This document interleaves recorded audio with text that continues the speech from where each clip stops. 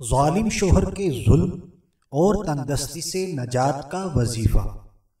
اگر شوہر مار پیٹ اور ظلم و ستم کرتا ہو یا لڑائی جھگڑا کرتا ہو یا پھر کوئی آدمی تنگدستی یا محتاجی کا شکار ہو تو آج کی اس ویڈیو میں جو درود پاک ہم آپ کو بتائیں گے، سب سے پہلے اس کا طریقہ کار سمجھ لیتے ہیں کہ ہم نے کس ٹائم اور کتنی مرتبہ پڑھنا ہے۔ تو آپ نے بعد نماز فجر اور بعد نماز مغرب، اگر مغرب کے بعد نہیں پڑھ سکتے تو پھر عشاء کے بعد پڑھ لیجئے گا، صرف 41 مرتبہ 41 ٹائمز یہ درود پاک پڑھنا ہے۔ پڑھ کر اللہ تبارک و تعالی کی بارگاہ میں اپنے ہاتھوں کو بلند کر دینا ہے اور دعائیں مانگنی ہے، تو انشاءاللہ عز و جل شوہر بیوی پر مہربان ہو جائے گا اور محتاجی و تنگدستی سے بھی محفوظ رہے گا۔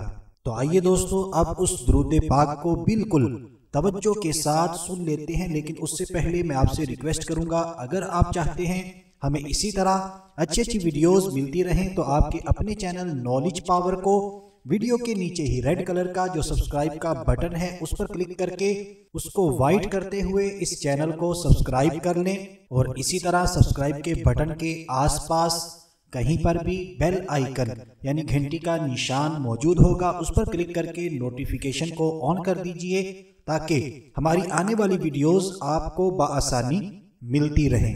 تو درود پاک یہ ہے: اللہم صلی علی سیدنا محمد صاحب الفرق والفرقان وجامع الورق والقرآن وعلی آل محمد وسلم۔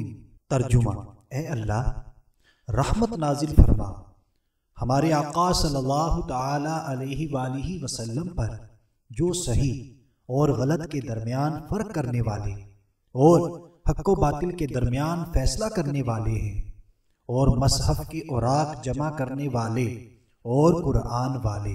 اے اللہ رحمت نازل فرما حضور صلی اللہ تعالی علیہ وآلہ وسلم کی آل پر اور سلام نازل فرما۔